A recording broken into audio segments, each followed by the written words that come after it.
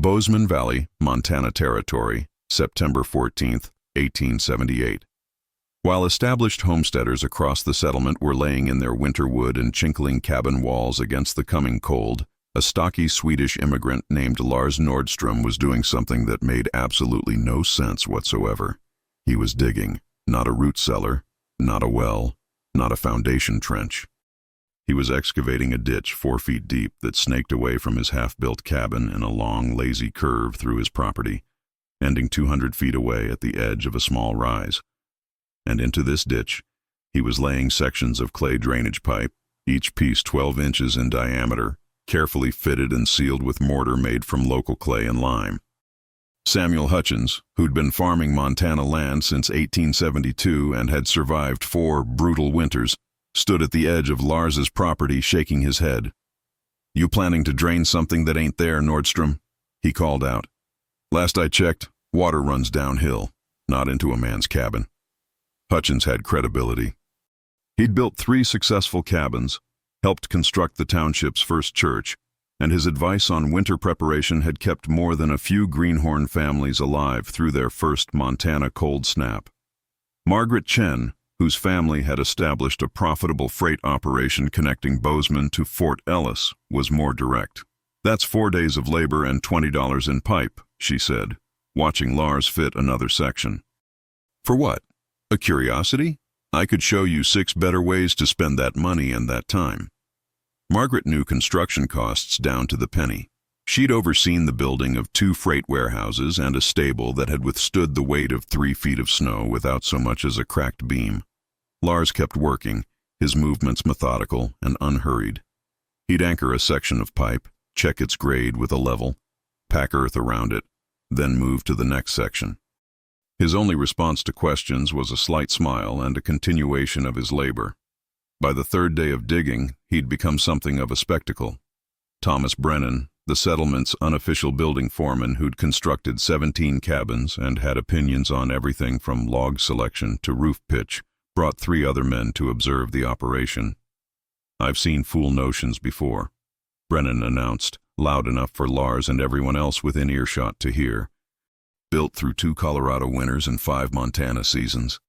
Seen men try double chimneys, triple walls, every kind of supposed improvement. This here," he gestured at the trench, "this is a pipe that leads cold air straight into a man's home. He's building a winter killer, and we're standing here watching him do it." What made the criticism sting was its logic. Brennan wasn't wrong about the basic premise. The pipe did lead to the cabin. Air would flow through it. In Montana winter, outside air was brutally, dangerously cold. Connect outside air to inside living space, and you'd created a thermal drain, a direct channel for precious heat to escape and frigid air to enter.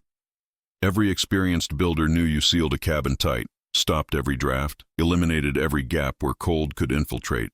Lars was doing the exact opposite. He was installing a 12-inch diameter tunnel directly from the outside world into his living space. Before we reveal exactly what Lars understood that these experienced builders had completely missed, hit that like button, subscribe to this channel, and drop a comment telling me where you're watching from. The answer involves science these frontier builders had never heard of, but one immigrant from Sweden had learned from his grandfather. By September 28th, Lars had completed his underground pipe network. The system was elaborate and, to outside observers, increasingly bizarre. The main pipe ran 200 feet from a small rise on his property, maintaining a consistent depth of 4 feet below the surface. At the rise, he'd constructed what looked like a chimney, a vertical clay pipe that extended 3 feet above ground level, capped with a simple wooden cover that kept out rain and snow but allowed air to enter. This was the intake.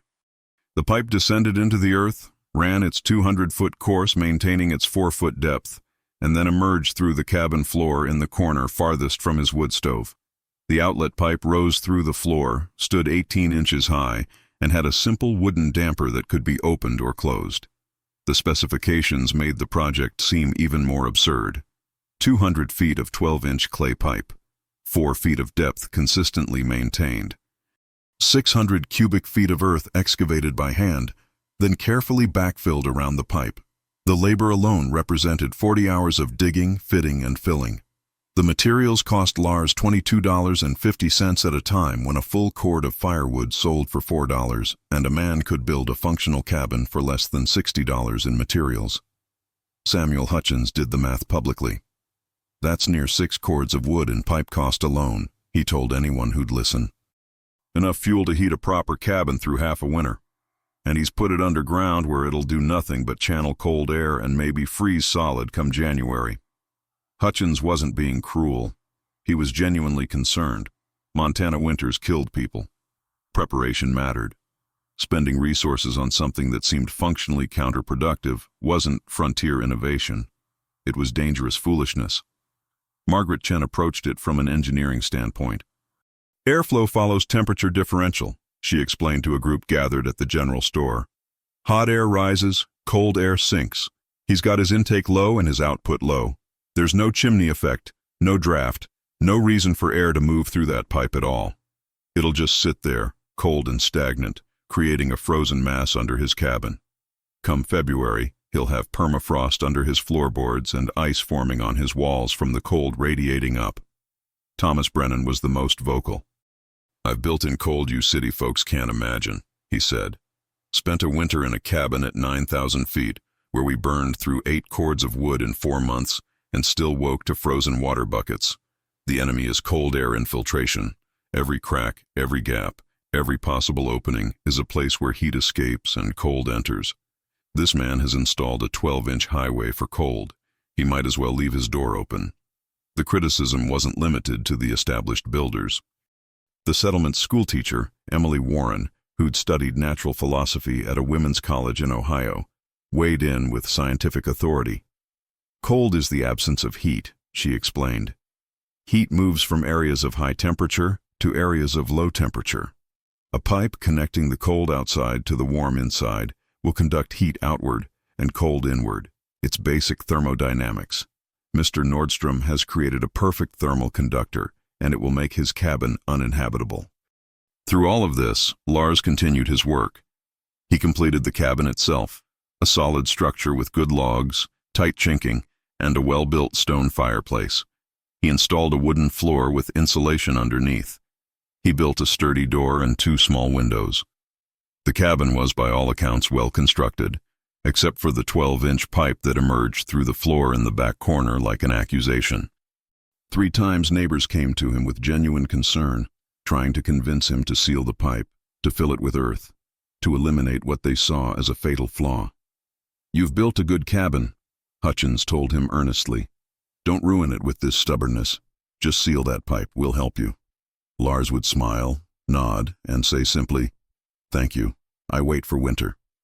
What Lars understood, and what his critics had never considered, was that the earth itself was a massive thermal battery, and 4 feet down, the temperature of that battery remained nearly constant regardless of what happened on the surface.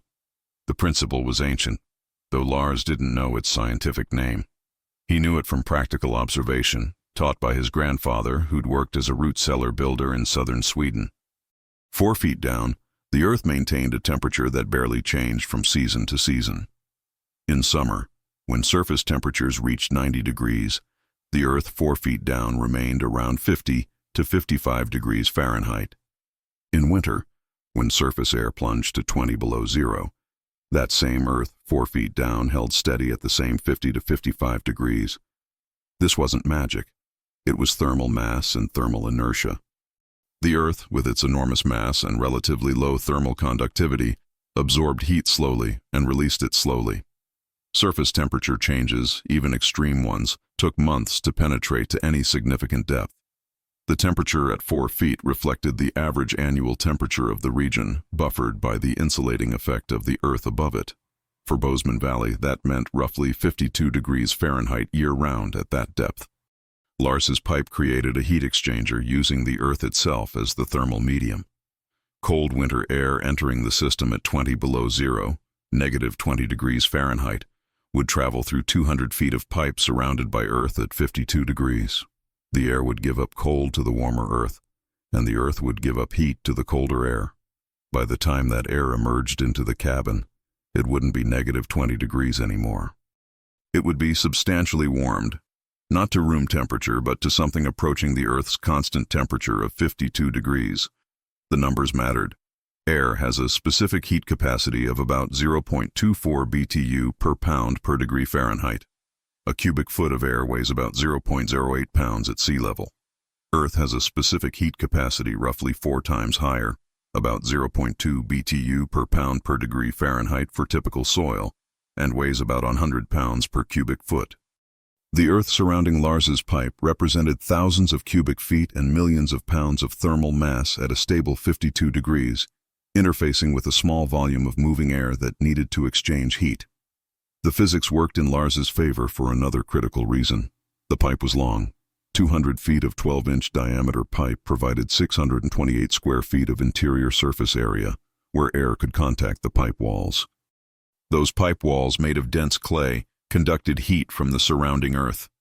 The longer the pipe, the more surface area, the more heat exchange, the more warming of incoming air. Lars had made his pipe long specifically to maximize this effect. The system had an ancient pedigree that Lars didn't know about, but had independently discovered.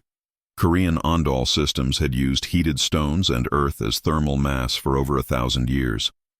Plains Indian tribes had built earth lodges with similar passive thermal regulation. Roman hippocausts had used earth and stone as heat batteries. European root cellars had exploited stable earth temperatures for food preservation for centuries. Lars was working with a principle as old as human construction in cold climates. The Earth is a battery that never fully discharges. The critics were partially right about one thing. Air wouldn't move through the pipe on its own, at least not significantly. Lars had accounted for this with a modification his critics hadn't noticed. Inside his cabin, next to the wood stove, he'd installed a second vertical pipe that went straight up through the roof, an exhaust chimney, separate from the fireplace chimney. This created a temperature differential. Hot air from the wood stove area would rise through the exhaust chimney, creating negative pressure in the cabin. That negative pressure would draw air through the buried intake pipe. The system would move air gently and continuously whenever the cabin was heated, but the exhaust wasn't necessary for the core principle to work. Even without active airflow, the pipe would prevent the earth beneath the cabin from freezing. It would create a thermal buffer zone. And when Lars did open the intake damper, air entering at 52 degrees instead of negative 20 degrees represented a 72-degree temperature gain before that air even reached the living space. That meant far less fuel required to bring incoming fresh air up to room temperature. That meant lower heating costs, less wood chopped, less time spent feeding the fire. The dimensions weren't arbitrary. 4 feet of depth was specifically chosen to be below the frost line but shallow enough to dig by hand. 12 inches of diameter allowed sufficient airflow without requiring impossibly large amounts of excavation. 200 feet of length provided enough contact time and surface area for effective heat exchange without making the system impractically long. Lars had worked these specifications out through trial and error in Sweden, helping his grandfather build root cellars that never froze even in the depths of Scandinavian winter. The construction process had been specific and deliberate. Each section of clay pipe was fitted to the next with a half-inch overlap, sealed with a mortar made from 3 parts local clay, 2 parts sand, and 1 part lime. The trench bottom was leveled to maintain consistent grade, a very slight slope from intake to outlet to prevent water accumulation. The pipe was surrounded by 6 inches of gravel on all sides for drainage, then backfilled with the excavated earth, tamped down in 6-inch layers to prevent settling, and ensure good thermal contact between the pipe and the surrounding earth. The intake on the rise was positioned there deliberately. Higher elevation meant drawing air from above the snowpack in deep winter, preventing snow blockage. The wooden cap kept out precipitation but allowed air entry through screened openings. The outlet inside the cabin was positioned in the corner farthest from the stove, creating maximum distance for the warming exhaust effect and ensuring even air distribution. By mid-October, Lars had his cabin completed and provisioned. He'd cut and stacked 4 cords of firewood, less than the 6 to 8 cords most families put up. Neighbors noticed and exchanged knowing glances. The Swedish fool hadn't prepared adequate fuel, and he'd wasted resources on his buried pipe nonsense. The combination was going to be trouble. November brought the first real cold snap. Temperatures dropped to 15 degrees Fahrenheit. Cabins across the settlement roared with fire as families burned through wood at a steady pace. Lars's chimney showed smoke, but less than expected. Samuel Hutchins, genuinely worried, stopped by. "You keeping warm enough?" he asked. "I noticed you're not burning much." Lars invited him in. The cabin was comfortable, not hot, but a steady 65 degrees. The fire in the stove was moderate, not roaring, and in the corner the intake pipe was open, its damper adjusted to allow a steady, gentle flow of air. Hutchins put his hand over the pipe opening and felt air moving. Cool air, but not cold. Not anything like the 15-degree air outside. "It's some kind of trick," Hutchins said, though he couldn't identify what kind. "You've got heat stored somewhere." Lars just smiled and offered coffee. December 3rd, 1878, brought the crisis that would validate Lars's system beyond any doubt and end all debate about his buried pipe. A massive cold front swept down from Canada, part of a larger pattern that was devastating the northern plains. Temperatures in Bozeman Valley plunged to 38 degrees below zero Fahrenheit and stayed there for 6 consecutive days. Wind chill drove the effective temperature down past 50 below. This wasn't a normal Montana winter cold snap. This was a survival crisis. The extreme cold caught the settlement during a moment of transition. Most families had burned through a third of their winter wood by early December, expecting the supply to last until March. Now they were feeding their stoves continuously, burning wood as fast as they could split it, trying to maintain livable temperatures inside their cabins. And it wasn't enough. Samuel Hutchins's cabin, built with skill and experience, dropped to 42 degrees internal temperature, even with his stove glowing red. He burned through half a cord in 3 days. His wife, Martha, developed a persistent cough from breathing cold air. Their 8-year-old daughter, Anna, woke crying on the 4th night because her blankets had frost forming where her breath had condensed. Margaret Chen's freight warehouse, built like a fortress to withstand snow load, became uninhabitable. She and her 2 brothers moved into the smaller office space, burning furniture to supplement their dwindling wood supply. On the 5th day, they burned 3 chairs and a desk. "We're burning our business," her brother James said grimly, "because it's that or freeze." Thomas Brennan, the experienced builder who'd been most vocal in his criticism of Lars's system, suffered worst.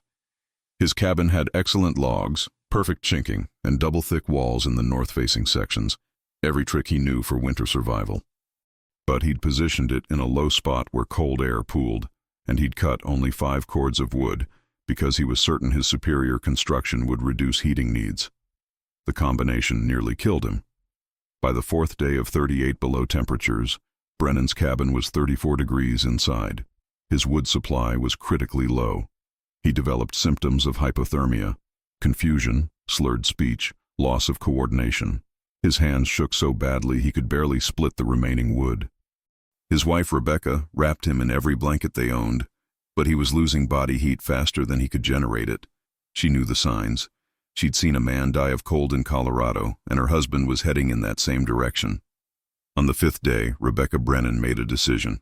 She bundled her husband into heavy coats, wrapped him in blankets, and half-carried, half-dragged him the 1/4 mile to Lars Nordstrom's cabin.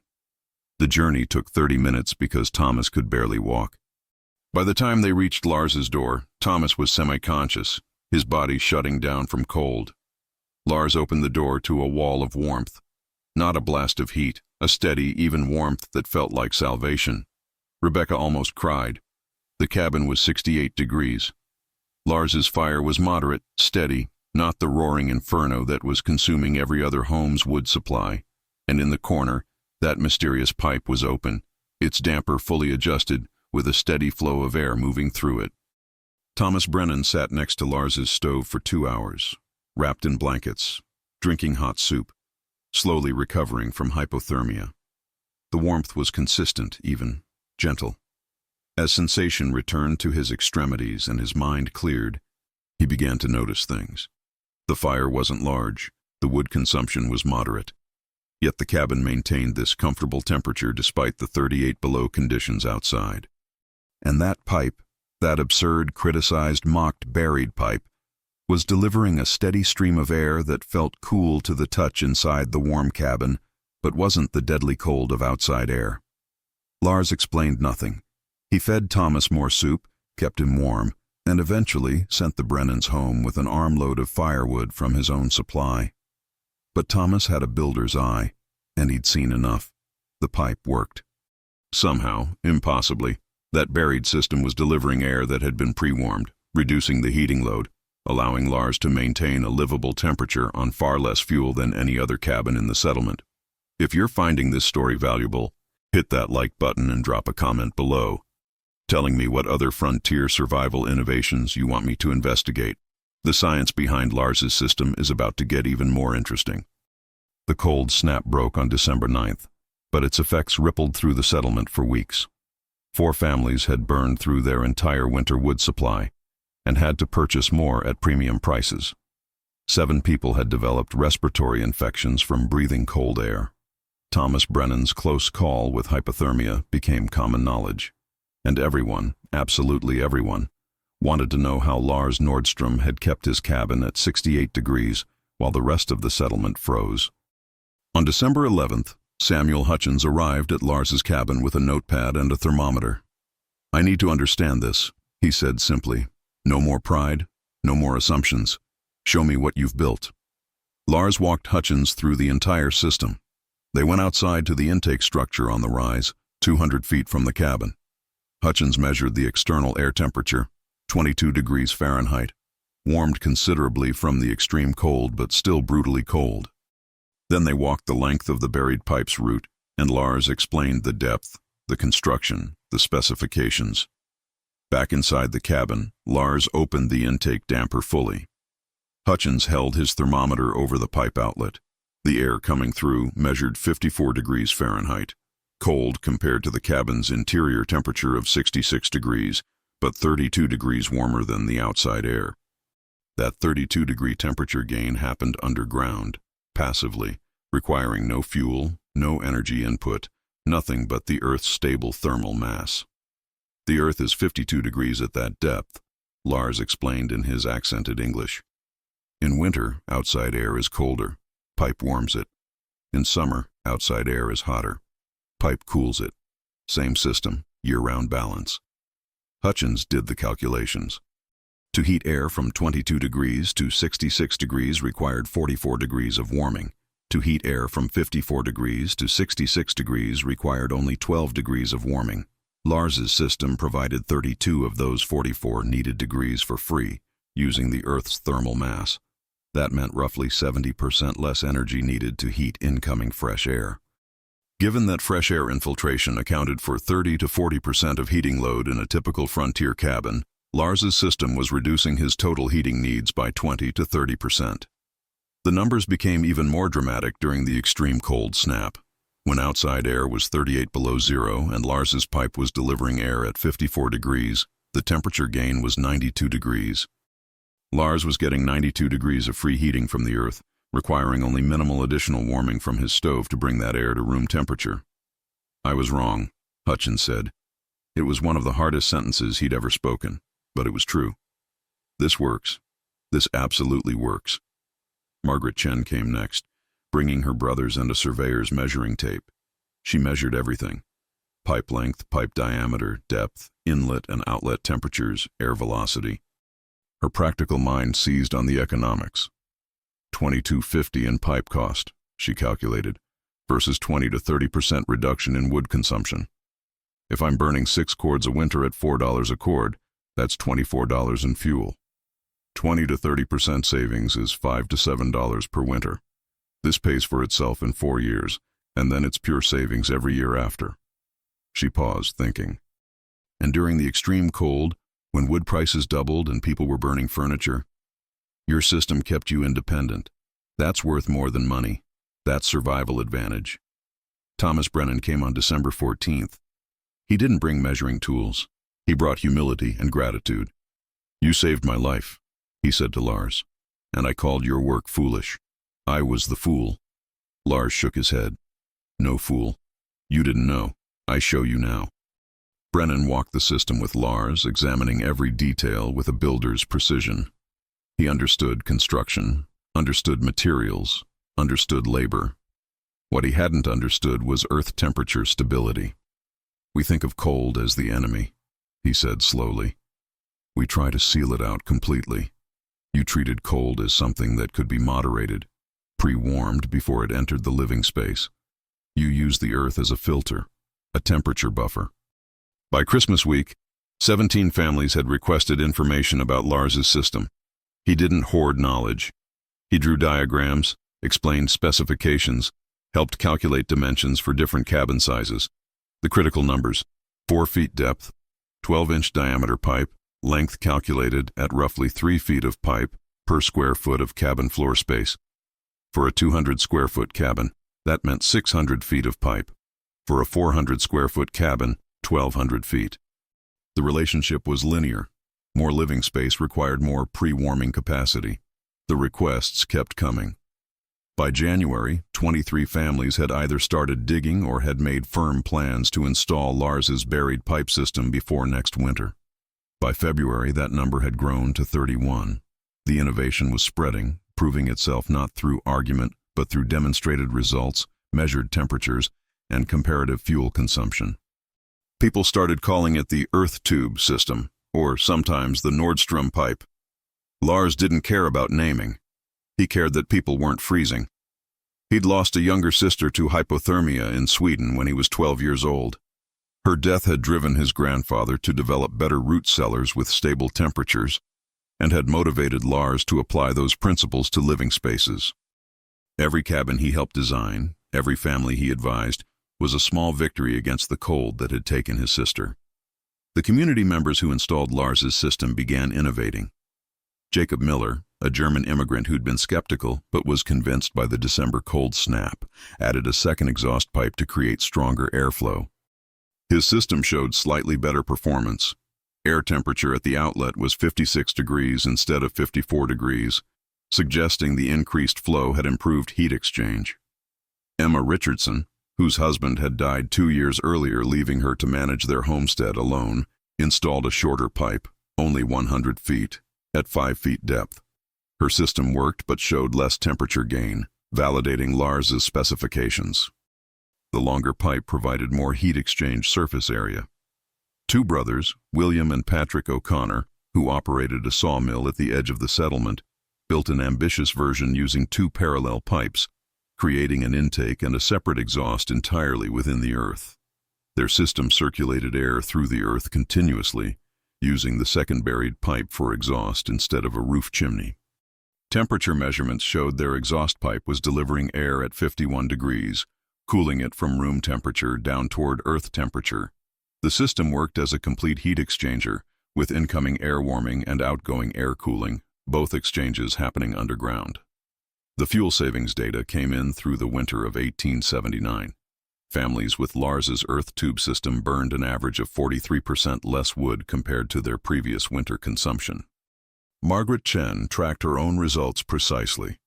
4.2 cords consumed in the 1878 to 1879 winter versus 7.1 cords the previous winter, a 41% reduction. The Hutchins family, 4.8 cords versus 7.6, a 37% reduction. The savings were consistent, measurable, and economically significant. Word spread beyond Bozeman Valley.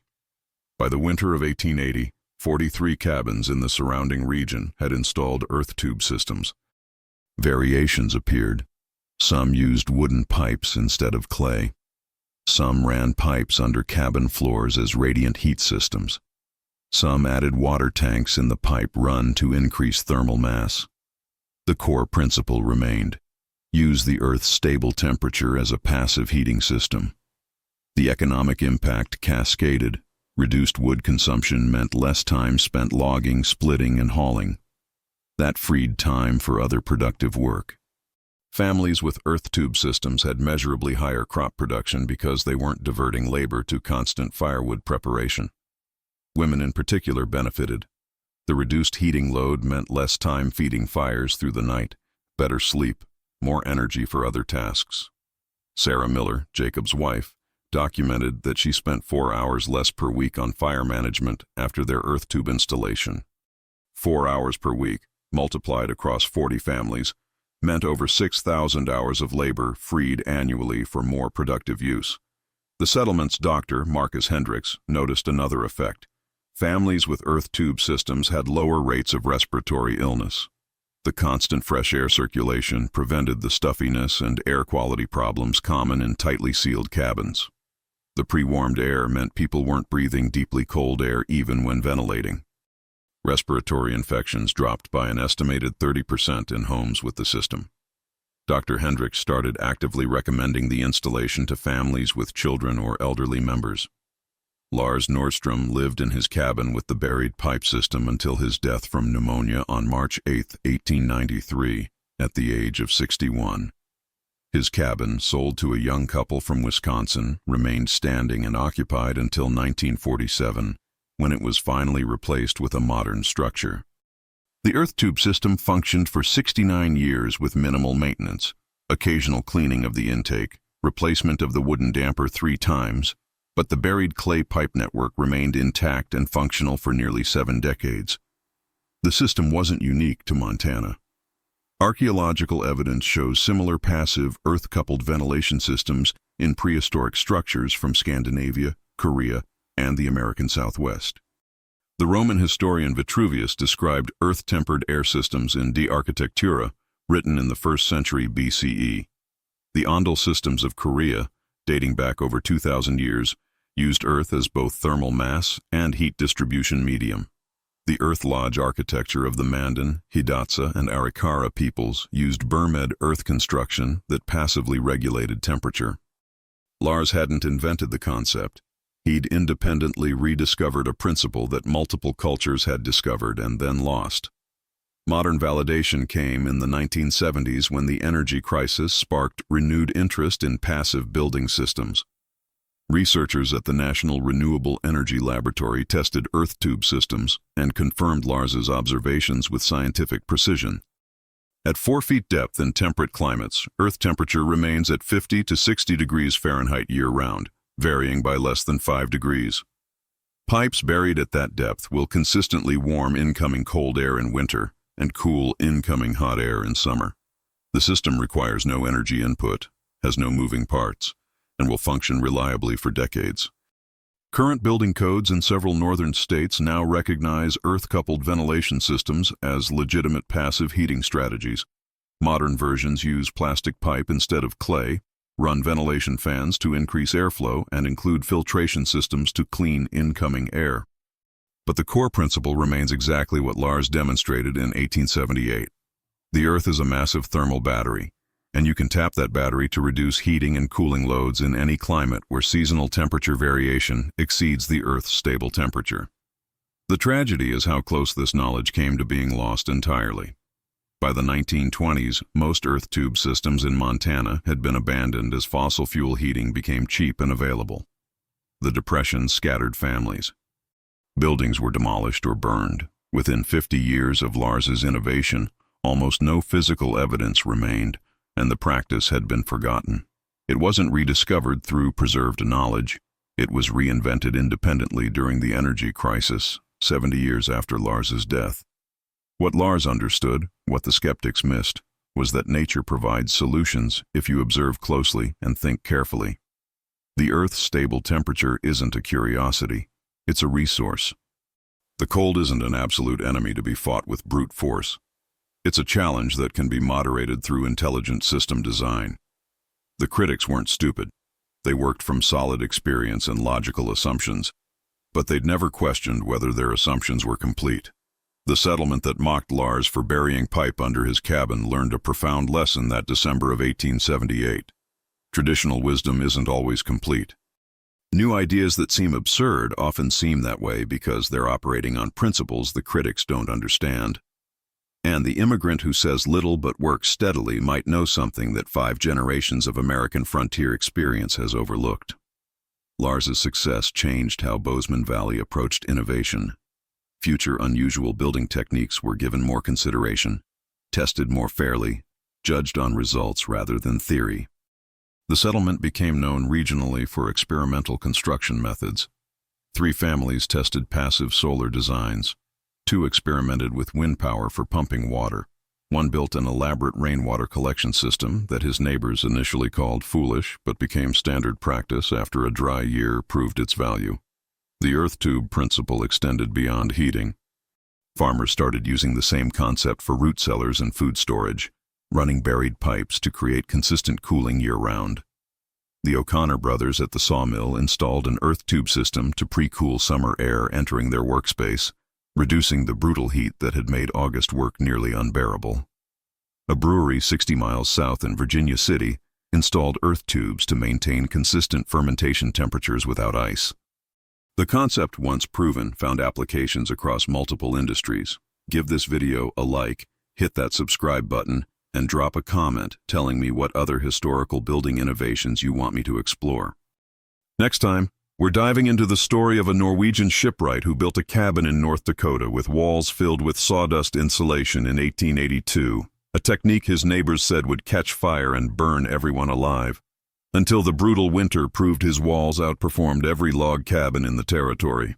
The science of thermal resistance meets frontier survival, and the results are going to surprise you.